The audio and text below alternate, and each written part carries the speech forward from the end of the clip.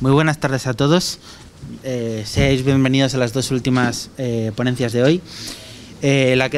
Ahora le doy la palabra al comandante Pedro Pérez Seoane Garau. Yo tengo el placer de conocerle desde hace un tiempo. Es el actual director de la Biblioteca Central de Marina. Voy a leer brevemente algunos de su currículum. Bueno, es capitán de navío de la Reserva de la Armada, es piloto naval de reactores, diplomado en Guerra Naval por la Armada Argentina, diplomado en Estado Mayor de la OTAN y licenciado en Derecho por la UNED. Ha participado como panelista en diversos simposios nacionales e internacionales. Ha estado en la Universidad Francisco de Vitoria, en el Ministerio de Defensa de Ucrania, en el Defense Planning Symposium de la OTAN en Oberammergau. Bueno, si hay algún alemán, ruego me disculpe, o suizo o lo que sea, pero bueno. También ha participado con otras ponencias de reforma del Código Penal Militar en diferentes jornadas y mantiene una importante producción científica vinculada al mundo de la defensa, a los estudios estratégicos desde los últimos años. Y como ya les comentaba, actualmente es director de la Biblioteca Central de Marina, del Instituto de Historia y Cultura Naval, y es, como comento, director de la Biblioteca Central de Marina, ya que a todos ustedes pues les insto a ir, porque es una biblioteca testigo de su época y tiene unas auténticas, bueno, en fin, un auténtico fondo espectacular. Nada, sin más, te doy la razón, comandante, y cuanto quiera. Muchas gracias en primer lugar a la Universidad CEU San Pablo, a Milagrosa, María, Fernando, por invitarme a participar en esta jornada de historia dedicada al magnífico Jorge Juan, al sabio español. Y bueno, es la última conferencia del día. Se han tocado prácticamente todas las ramas, que son muchas, en las que actuó Jorge Juan a lo largo de su vida. Es un hombre, como se ha dicho en la última conferencia, polifacético, poliédrico. Se dedicó a todo: astrónomo, físico, matemático, ingeniero naval, ingeniero de montes, ingeniero de minas, ingeniero hidráulico, etcétera, etcétera. Y yo quería tratar un aspecto un poco más personal, y le he titulado la conferencia La relación de Jorge Juan con sus compañeros de la Real Armada. Y en realidad me voy a centrar prácticamente en dos figuras y luego haré una pequeña reseña del resto, pero esas dos figuras son dos figuras muy relevantes de contemporáneos de Jorge Juan. En primer lugar, Antonio de Ulloa, compañero suyo de andanzas en esa expedición famosa a medir el grado en el Ecuador, y del que la historiografía tradicional se ha empeñado, para mi gusto, un poco con demasía y sin demasiado fundamento, en decir que fueron grandes amigos a lo largo de toda su vida, que estuvieron en perfecta sintonía y comunicación, etcétera. Y yo me pregunto si esto es así, si existió esa sintonía a lo largo de toda su vida, si hubo esa amistad, y si no es así, por qué o cómo se puede mostrar. Eso es lo que me gustaría un poco tratar en los próximos minutos. Y en segundo lugar, la otra figura relevante con la que quiero ver las relaciones que tuvo Jorge Juan es del que también se ha hablado en la última conferencia, de don Julián Arriaga, navegante por excelencia, que fue el secretario de despacho de Marina Indias, que relevó a Ensenada y que marcó la vida y el futuro de Jorge Juan en su última etapa decisivamente. Y veremos también cómo fue esa relación de encuentros y desencuentros en algunos casos, y qué consecuencias pudo tener, etcétera. Para eso seguiré este guión que les he puesto aquí. Efectivamente, primero hablaremos, como les he dicho, de Jorge Juan y Antonio Ulloa, a continuación de Jorge Juan y Arriaga, y al final, antes de las conclusiones, una pequeña transparencia en la que hablaré también se ha hablado en la última conferencia, de los representantes de la pluma y la espada en la Armada, pero con una acepción nueva, que mía, la verdad, particular. Hasta ahora todos saben que se refiere a, cuando se habla de los representantes de la pluma, son los del cuerpo del ministerio, que de esta época, y en cambio los de la espada son los del cuerpo general. Veremos, yo voy a hacer otra aproximación distinta para intentar un poco encuadrar los marinos de esa época, porque a veces podemos caer en la tentación de, con estas conferencias, estos seminarios, Jorge Juan, de que tengamos la idea de que Jorge Juan fue el marino prototípico de la Marina del siglo XVIII, y creo que no es así. Él representó, por supuesto, la parte técnica, la parte científica, y es posiblemente el máximo representante, pero la Marina era otra cosa, la Armada era otra cosa, además de la ciencia, como tenemos ocasión, y creo que es importante destacarlo. Y terminaré con unas conclusiones. Empezamos, por lo tanto, como digo, Jorge Juan Ulloa, para ver, y voy a hacer brevemente y muy rápidamente una biografía paralela en qué momentos están juntos, qué es lo que pasa, qué hacen juntos, qué momentos se separan, para intentar desgranar un poco esa relación y ver si de verdad existió esa amistad y esa sintonía a la que muchos se refieren. Parten de un background, que se diría, unos antecedentes un poco distintos. En primer lugar, coinciden por primera vez en la Academia de Guardiamarinas de Cádiz. Como sabemos, Jorge Juan había estado antes en Malta a los 12 años, pero como paje de la Orden de Malta, y por lo tanto, bueno, recibió una instrucción de matemáticas y técnica, pero no tuvo oportunidad de navegar apenas. Mientras, al terminar en Malta, vuelve a la península, vuelve a España y ingresa en la Academia en 1730. En esos últimos 3 años, Antonio de Ulloa, ¿qué ha estado haciendo? Bueno, pues Antonio de Ulloa ha estado navegando durante 3 años a bordo del galeón San Luis, en la flota de galeones de tierra firme por todas las Antillas, por Cuba, etcétera. Ingresa 3 años después en la Academia. Por lo tanto, ya vemos que en la Academia no coincidieron mucho, coincidieron 1 año y posiblemente no tuvieron mucha relación. Jorge Juan era un guardiamarina antiguo de 3 años, él acaba de llegar y al año siguiente ya es cuando son designados para acudir a la expedición francesa a Quito, ascendidos a teniente de navío, etcétera. Pero vemos que ahí no debieron tener mucha relación, muy poca. Efectivamente, a partir de esa época empieza su relación más intensa, que es en la expedición científica, del 35 al 46, aunque siempre se habla de 11 años de expedición, en realidad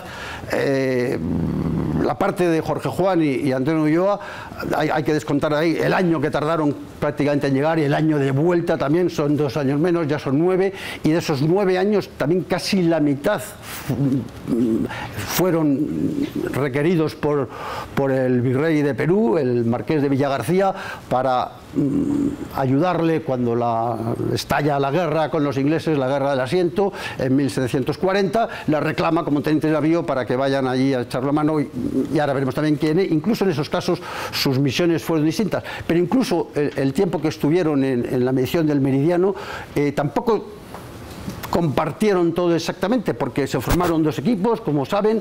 Uno fue Jorge Juan con Luis Godín, que era astrónomo físico-matemático, de la cuerda, así diríamos, de Jorge Juan. En cambio, Ulloa se fue con Charles de la Condamine, que era más bien un científico pero naturalista. Y un poco esa fue la diferencia también en sus 2 tipos de ciencias. Jorge Juan destacó en matemática eso, y el científico Antonio Ulloa fue un más científico naturalista, quizá influido por esta relación con la Condamine en aquella época. Como digo, cuando van los servicios del virrey, en realidad fueron llamados 2 veces, pero una muy consecutiva de otra, o sea que prácticamente estuvieron 4 años allí entre Guayaquil y el Callao. La primera vez también tuvieron trabajos diferentes. Jorge Juan se dedicó fundamentalmente a la construcción, se le encargó la construcción de 14 galeones y a la fortificación de las defensas, mientras que Ulloa se dedicaba más bien a topografía, a levantar planos y al mantenimiento y construcción de cañones. Luego sus trabajos tampoco coincidieron. En la segunda vez que se les llamó, sí, ya se les llamó para formar una pequeña flotilla, 2 barcos, el Belén y el Rosa, que mandaron cada uno. En algunos sitios dice que son fragatas, la verdad es que yo lo que he leído realmente no eran 2 fragatas, fueron 2 mercantes, 2 barcos mercantes, que rápidamente reconstruyeron y acondicionaron, le montaron unos cañones para convertirlos en barco de guerra para esta misión que se esperaba mientras Vernon iba a Cartagena de Indias. El almirante Anson, a través del Canal de Hornos, iba a hostigar a las tierras de eso, y por eso los llamó el virrey. En realidad salieron a la mar, estuvieron haciendo el coso, buscando a esa escuadra inglesa, pero que se sepa, nunca entablaron combate ni nunca tuvieron. Estuvieron en la de Juan Fernández, regresaron a puerto, volvieron otra vez a reincorporarse a su misión de eso, pero cuando llegaron ya en el 44, los franceses habían terminado, se habían ido, habían vuelto a Francia, terminaron sus trabajos allí, empaquetaron e iniciaron el viaje de vuelta, también por separado, como sabemos. Jorge Juan terminó en Brest, en Francia. Antonio Ulloa, tras muchas peripecias de un viaje muy accidentado, terminó en Inglaterra. Son nombrados ambos miembros correspondientes de las respectivas, la Royal Society y la Academia de París de Ciencias. Están allí un tiempo y regresan a España. Bien, al regresar a España, prácticamente durante casi 2 años se dedican a estudiar y a preparar las 2 grandes obras que se consideran las 2 obras pioneras de la Ilustración española, que son las observaciones astronómicas del viaje y la relación del viaje, que aunque firman conjuntamente, sabemos que cada uno se encargó de una de las partes, Jorge Juan de la parte de las observaciones y Antonio de Ulloa, el científico naturalista, de la relación del viaje, donde trata otros muchos temas no relacionados directamente con la medición del meridiano. Como sabemos, bueno, tuvieron ciertos problemas con la Inquisición a la hora de publicarla, logran publicarla en 1748 y a partir de ahí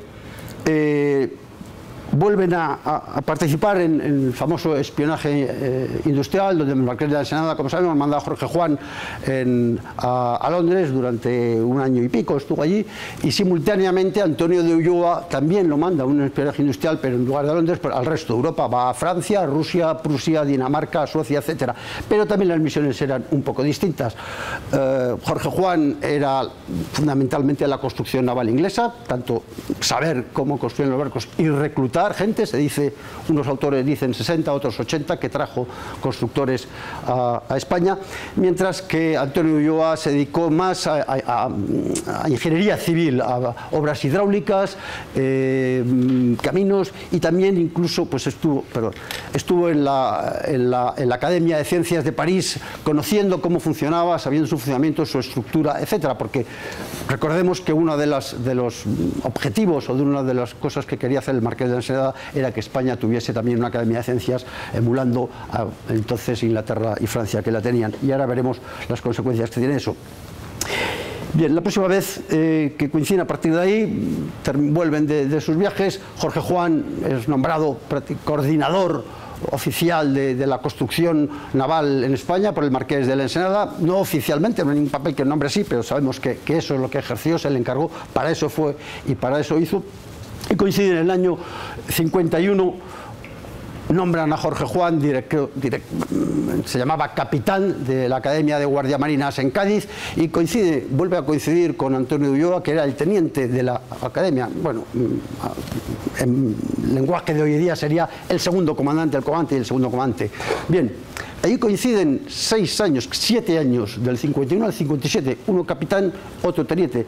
Es verdad que los dos tenían sus cargos, pero hacían otras muchas cosas, continuamente se les encargaban, estuvieron viajando continuamente a distintas cosas, en el caso de unas minas, luego a unas obras hidráulicas, luego topografía, etcétera. Pero en esos años que coinciden, ¿qué pasa con ellos? ¿Qué relación tienen? Y voy a ponerles 4 ejemplos que algo indican de cuál era esa relación. En primer lugar, y son estos 4 que pongo aquí, en primer lugar, en el año 52, Ensenada le encarga a Jorge Juan que empiece a redactar las ordenanzas para esa futura Academia de Ciencias que quiere hacer y que era su gran sueño. Y efectivamente, Jorge Juan asume el trabajo y forma un equipo. ¿Quién está en ese equipo? Luis Godín, con el que había coincidido en Quito, que se lo había traído a España como director de estudios de la Academia, y Carbonell. Pero no aparece Antonio de Ulloa. Bueno, es un poco raro, ¿no? Dices, él acaba de estar en la Academia de Francia, conoce aquello, es su segundo, vive en Cádiz, está allí, pero no está en el equipo que redacta las ordenanzas. Bueno, no tiene mayor importancia. Pero es que a continuación, el año siguiente, el año 53, 1753, como sabemos, se crea el Real Observatorio de Marina. Es Cádiz, al lado de la escuela, como una de las herramientas principales de la escuela. Y tampoco aparece Antonio de Ulloa para nada en esa creación, ni colabora con él, que se sepa por lo menos, ¿no? Está Luis Godín, etcétera. Bueno, se olvidó de él.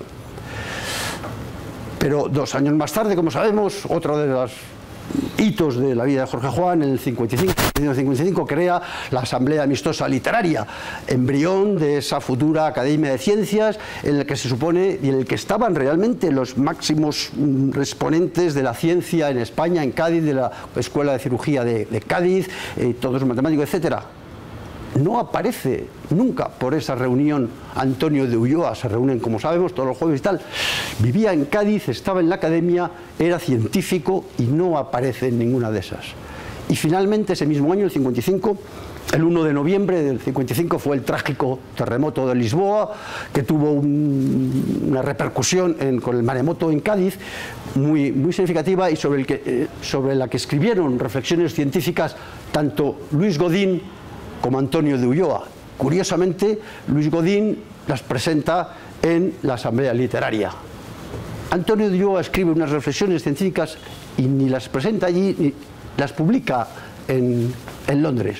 Bueno, en definitiva, cada una de estas 4 cosas que he contado, sueltas o aisladas, pueden no significar nada. Podrían decir, bueno, hombre, tampoco, a lo mejor tenían otras misiones y tal, pero la verdad es que, en mi opinión, al unir esas 4 cosas, dice, hombre, han sido 4 ocasiones en las que parece que Antonio de Ulloa podía haber podía haber ejercido un papel relevante en esas 4 iniciativas, y ninguna de las 4 aparece. Con lo cual, no hablo de enemistad, creo que no se puede hablar de enemistad, no hay ningún dato, pero yo creo que seriamente se puede poner en duda que hubiese esa sintonía o esa amistad entre ellos. Si a eso le unimos, además, que no se conoce ninguna correspondencia entre ellos. Se supone que 2 colegas, 2 amigos, 2 personas que han mantenido una relación durante 9 años en una expedición tal, en el resto de su vida no se escriben. A partir del 57 ya sus caminos empiezan a diverger y no se conoce que hayan tenido ninguna. Y finalmente, claro, lo veremos en la última gran obra de Ulloa, que son las Conversaciones, prácticamente ni menciona a Jorge Juan, ¿no? Como digo, divergen a partir del 57, divergen sus caminos. Antonio de Ulloa se va a la Bélica, a las minas de mercurio que tenía muy importantes para la corona, gobernador de allí y luego gobernador de la Luisiana. Está 10 años fuera de España. Es el tiempo en el que Jorge Juan, cada vez, como ahora veremos cuando hablemos de Arriaga, cada vez va perdiendo más relevancia en la construcción naval y va siendo relegado por el nuevo ministro. Y a la vuelta, en el 69, Ulloa es ascendido a jefe de escuadra. En eso le adelantó Jorge Juan, que fue ascendido en el año 60, aunque todos los empleos anteriores habían ido en paralelo. En el año 69, y a partir de ahí, Antonio de Ulloa se dedicó a navegar como jefe de escuadra y llegó a ser a tener el mando de la escuadra de Indias, y durante 10 años estuvo prácticamente navegando y ejerciendo el mando naval. Con lo cual, eso también es significativo de que tenían intereses distintos, científicos y en la marina, cosa que es absolutamente legítima. No es ninguna crítica a ninguno de los dos, pero sencillamente creo que no se puede hablar de que estaban en la misma sintonía. Y por eso, y con esto termino esta parte, retomo la pregunta que hacíamos al principio: ¿es de verdad, hacemos caso de esa leyenda de que eran íntimos amigos y tuvieron sintonía, o siguieron caminos separados? Yo, la verdad es que me inclino más por la segunda, y como digo, sin ningún juicio de valor hacia ninguna de las dos, pero eran personas que veían la formación y la Armada desde 2 formas distintas. Jorge Juan era una persona técnica, científica, y cargó la mano en eso, y cuando se le hace director de la Academia de Guardiamarinas, él creía que la formación de los oficiales de marina debía ser fundamentalmente técnica y científica. Antonio de Ulloa tenía la visión opuesta. Él creía más en la praxis, en la práctica, en navegación, en maniobra, en ejercicio, y así lo demuestra en su testamento, que es el último libro, que es, bueno, testamento no sé, digamos a modo de testamento, las conversaciones de Antonio Ulloa con sus 3 hijos destinados en marina, que escribe poco antes de morir. Ahí, como he dicho antes, prácticamente no menciona a Jorge Juan, lo menciona de pasado 2 veces muy fríamente, y ahí lo único que el legado que les deja a sus hijos de cómo tiene que ser un oficial de marina se basa en la práctica, en cómo navegar. Les habla de los vientos, de las mareas, de la estima, etcétera.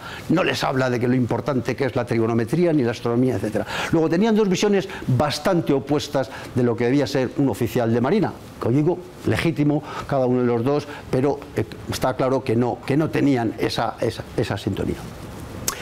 Y para terminar, y si me permiten el símil, yo diría que un poco eso le ha costado. Me atrevería a decir que Ulloa es a Jorge Juan lo que Pinzón a Colón. Me explico. En ambos casos, el intentar o el querer exponer la brillantez de cada uno de ellos, que es verdad, tanto de Colón como de Jorge Juan, ha eclipsado a otras 2 personas que estuvieron muy a la par de ellos. Pinzón fue clave para el descubrimiento de América. Ulloa, creo que no cabe ninguna duda del prestigio como científico que tiene, nacional e internacional. No me atrevería a decir que igual que Jorge Juan a la altura, pero por desgracia no se celebran simposios de Antonio Ulloa, no hay monumento de Antonio Ulloa, ha caído un poco en eso. Bien, y que a lo mejor sería bueno equilibrar un poco más la balanza. Bien, segundo personaje con el que quiero hablar de su relación, Julián de Arriaga, como digo, es el primer oficial de Cuerpo General que llega a ser secretario de Marina en la historia, y además el que, con mucha diferencia de todos los demás, el que más tiempo ha llevado la cartera. 22 años nada más ni nada menos que estuvo Julián de Arriaga como secretario de Marina e Indias, desde el 54, cuando cae Ensenada, hasta su muerte en el 76. Y lo mismo, ahora veremos un poco de detalle, pero sus vidas son absolutamente distintas. Tienen algunas cosas en común. Los dos son sanjuanistas, los dos son caballeros de la Orden de San Juan de Jerusalén, de la Orden de Malta, aunque por caminos distintos. Jorge Juan fue, como hemos dicho, a Malta, y por su edad, 12 años, no podía ser novicio de la orden, fue como paje, y de hecho volvió sin haber hecho las caravanas, como he dicho, sin navegar, mientras que Julián de Arriaga sí estuvo allí 3 años haciendo las 4 caravanas y se ordenó en la orden totalmente legal, bueno, legal, siguiendo los requisitos. Jorge Juan, al cabo de unos años, con la intercesión del Marqués de la Ensenada, le pidió como favor al gran maestre de la orden que le convalidase las caravanas a Jorge Juan para poder nombrar caballero. Así lo hizo y finalmente fue caballero, pero sin haber cumplido el requisito de las caravanas. Es más, Julián de Arriaga ni siquiera ingresa en la Academia de Guardiamarinas. Automáticamente entra en la Armada en 1727 como alférez de fragata. Bueno, pues entre otras cosas porque se daba por supuesta esa formación tanto técnica como práctica que había recibido en Malta en los años que había estado en Malta, y automáticamente le convalidan eso por la Academia y ingresa directamente como alférez de fragata. Bien, ¿qué encuentros y desencuentros ha habido entre ellos? Como digo, en primer lugar, encuentros o en común, los dos son sanjuanistas de la orden, luego eso les une. En segundo lugar, los dos fueron los principales colaboradores de Marqués de la Ensenada durante mucho tiempo, pero en versiones distintas. Todo lo que necesitaba el Marqués de la Ensenada de carácter técnico y científico se lo encargaba a Jorge Juan, era el hombre de confianza en eso. Cuando el Marqués de la Ensenada necesitó el uso del poder naval, llamó a Arriaga. Le puso al frente de todas las expediciones que se hicieron, porque él era un marino de cubierta, él era el que estaba en la cubierta. Como digo, ni pasó por la escuela naval, o sea que sus conocimientos de trigonometría son los que aprendió en Malta. Pero aparte de eso, como digo, ese uso del poder naval de uno y técnico otro les hace ya personajes diferentes en esas dos ramas que podíamos decir de la Armada de aquella época.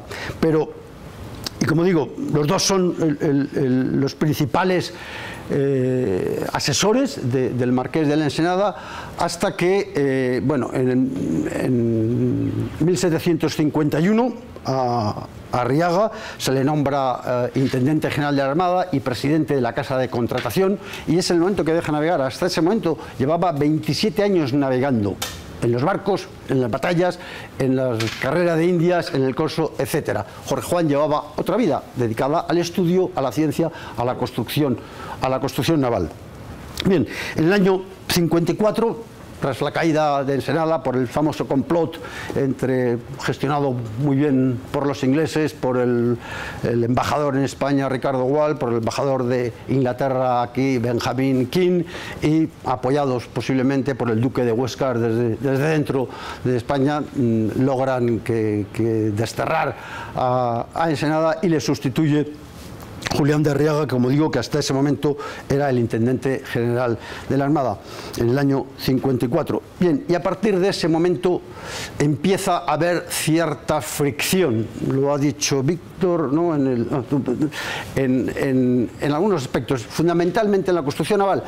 Una de las primeras medidas que toma Jorge Juan cuando llega a hacerse cargo de la construcción naval es, como he dicho al principio, se trajo en su viaje a Inglaterra, se trajo a los técnicos y constructores ingleses, y en el astillero de Cádiz, en el arsenal de Cádiz, Autrán, del que también se ha hablado, Cipriano Autrán, que era un constructor absolutamente de prestigio, asentado, que llevaba la construcción de los barcos de acuerdo con el método de Gaztañeta por aquel entonces. y que tenía el respeto y la consideración nacional de todos. Bueno, pues una de las primeras medidas que toma Jorge Juan cuando se hace cargo de la construcción naval es destituirle, quitarle de medio, ignorarle, empezó a ignorarle y al final le sustituye, ¿por quién? Por Mateo Moulin, que es un inglés, uno de los que él se trajo a Inglaterra, para, bien, lógicamente, para implementar su forma de construcción, el llamado método inglés, y ahí empezó a haber esas fricciones. ¿Por qué? Porque cuando pasa eso, Julián de Arriaga, que era el intendente general de la Armada, ve eso y no le gusta ese desprecio a una persona que tenía un prestigio y que tenía una confianza de cómo estaba construyendo. Como también se ha dicho, en el año 52 se crea una junta de construcción en la que ignoran a Autrán. 5 minutos, comandante. ¿Cuántos? 5 minutos. 5, perfecto, muchas gracias. Mi reloj va mal. ¿Dónde estaba? Sí, cuando le ignoran. Bien, pues en el año 54 Arriaga crea una junta de expertos. Bueno, me estoy adelantando y no estoy poniendo. Bien, ¿qué pasa con la junta? El 54 crea una junta de expertos. ¿Por qué? Porque el sistema inglés, ese que estaba puramente inglés, que había puesto en marcha Jorge Juan, estaba teniendo fallos, no estaba funcionando. Los barcos que salían tenían problemas de quebranto, tenían problemas de que hacían vías de agua, fundamentalmente la ligazón. Bien, se vio que aquello no podía seguir así. Bien, se crea esa junta de expertos y ahora sí Arriaga rescata a Autrán, le llama a esa junta de expertos a Autrán, que ya no son solo constructores, van capitanes de navío, capitanes de barco y se va a Autrán, cosa que le sienta muy mal a Jorge Juan, bueno, porque le había quitado autoridad, y unos años más tarde incluso le repone en su cargo a Arriaga, a Autrán en el astillero de Cartagena, y a Moulin lo manda al astillero de La Habana. Bien, ahí empieza a ver, y todo esto además se ve, lo sabemos, por su confidente, o él intenta influir en Arriaga a través, usando a Miguel Múzquiz, que era el secretario de Hacienda en aquella época, con el que tenía mucha amistad, sanjuanista también, estaba, como vemos, la orden de San Juan de Jerusalén estaba entre la Marina Borbónica, y es con el que intenta influir en el gobierno y en el rey y en Arriaga, perdón. Bien, como he dicho ahí, sustituye a Autrán por Moulin, y al final, al cabo de unos años, como también se ha dicho, pero eso ya es con Carlos III a partir de 1860, viene Gautier y se instala el modelo francés. Pero bueno, un poco la discrepancia es que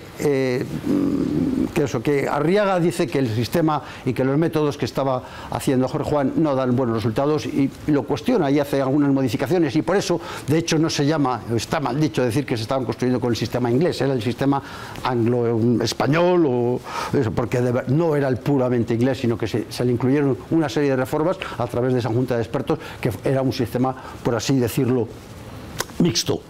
Y el último desencuentro grave es cuando Arriaga decide construir 12 navíos en el astillero de La Habana. ¿Por qué? Bueno, el cambio de régimen, el nuevo ministro de Hacienda había restringido mucho los presupuestos de la Secretaría de Marina, le había atado las manos, no podía seguir con la construcción naval, y entonces decide que construir La Habana. ¿Por qué? Dos motivos principales. Primero, porque los costes de esos barcos corrían a cargo del virreinato y no al cargo de la metrópoli, con lo cual no tenía esas restricciones, y en segundo lugar porque consideraba que la madera de Cuba era mejor y más abundante. Aquí se había esquilmado y era mala madera. Jorge Juan no estaba de acuerdo, se opuso, intentó, como digo, a través de Múzquiz, intentar que no se construyesen allí, que se construyesen en Esteiro, y no lo consiguió, y eso fue lo que le costó. A partir de ahí fue cuando lo mandan en el año 66 a Marruecos como embajador, donde estuvo 6 meses, y a partir de ahí prácticamente Jorge Juan se separa de la Marina, se va en el año 66, se va a Marruecos, vuelve, y luego el seminario de nobles prácticamente a partir de ese año no tiene contacto con la Marina. Bien, todos estos encuentros le costaron el no ascenso a teniente general. Y algunos autores lo consideran una gran injusticia que se hizo con Jorge Juan porque no ascendió a teniente general. Bueno, creo que es demasiado decir una gran injusticia. Entonces se ascendía por hornadas. Después del ascenso a jefe de escuadra, la siguiente hornada fue en el 69, solo llevaba 9 años, no era lógico que ascendiese ahí a teniente general, y la siguiente hornada ya fue después de haber muerto. Es verdad que Arriaga podía haberlo ascendido fuera de hornada, fuera de frente, y no lo hizo, pero como digo, en los últimos años estaba fuera de la Armada y quizá parecía lógico que no hubiese ascendido. No me parece una gran injusticia. Muy bien, y como os he dicho antes de las conclusiones, quería terminar con esta transparencia en la que hablo de la espada. Arriba pongo la pluma y la espada, como digo, es una acepción mía, no soy ortodoxo aquí.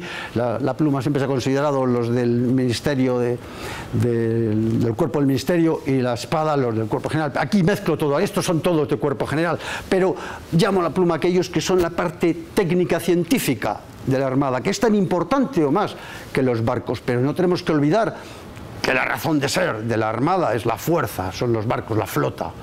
Entonces, esas dos partes son complementarias, pero es lógico que cuando hay que decidir quién va a ser el jefe de la Marina, pues se opte por los de la parte de abajo. Bien, he puesto representantes y esto es una imagen muy simplificada, no me hagan mucho caso, quiero decir, no es tan así, porque Ulloa lo he puesto abajo, pero es científico y es de la espada, en fin, es un poco de simplificar, pero Jorge Juan definitivamente es de los primeros. Tofiño, hidrógrafo, también se dedicó prácticamente a la ciencia todo. Malaspina navegó, pero eran expediciones científicas, fue un científico y no un marino de cubierta, de cañones y de barcos. Y los de abajo, por supuesto, y quería por eso, no quería que nos olvidemos de que la Armada era algo más que la ciencia, era la gente de los barcos, era la gente que estuvo peleando, que estuvo en los barcos con los cañones y muriendo. Esos también eran marinos, y a veces podemos tener la imagen de que el prototipo del marino del siglo XVIII era Jorge Juan. No, era una parte de la Armada. Y ahí estaban don Blas de Lezo, Juan José Navarro, Ulloa, Mazarrero, etc. Y es importante que recordemos esto. Y ya termino. La práctica sin ciencia ha sido siempre el mayor obstáculo para el desarrollo de las artes, como dijo Antonio Eximeno, jesuita, importante matemático, que fue profesor de la Academia de Segovia hasta que en el 66 expulsaron a los jesuitas, en el 67, perdón, después del motín de Esquilache. Bien, esto podría afirmarlo Jorge Juan, precisamente. Vuelvo un poco al principio, a esas dos vertientes. Jorge Juan creía en la formación, debía ser fundamentalmente científica de los marinos, y como vemos, quizá al otro lado del espectro se consideraba Ulloa que era todo práctica. Bueno, posiblemente la buena solución sea una mezcla de los dos, una fundamentación importante científica, pero por supuesto una buena práctica. Y sobre eso se ha hablado mucho, y se ha hablado mucho de Trafalgar, porque dicen que Jorge Juan ya dijo que y que se vio en Trafalgar porque se cambió la construcción. Bueno, no vamos a entrar a conocimientos. Y ya para terminar, una cita, por ponerle, que no sea de un español, del conde Stanhope, que era académico, compañero de Jorge Juan en la Royal Society, y que dice que se ha granjeado, debido a los escritos esos, entre los sabios, el más agradable y distinguido lugar, que, bueno, que viniendo de un inglés, en aquella época un halago, pues parece que es real, sincero, y que demuestra pues el prestigio que tuvo Jorge Juan. Y perdona si me he pasado un poco de tiempo. Muchísimas gracias por su atención.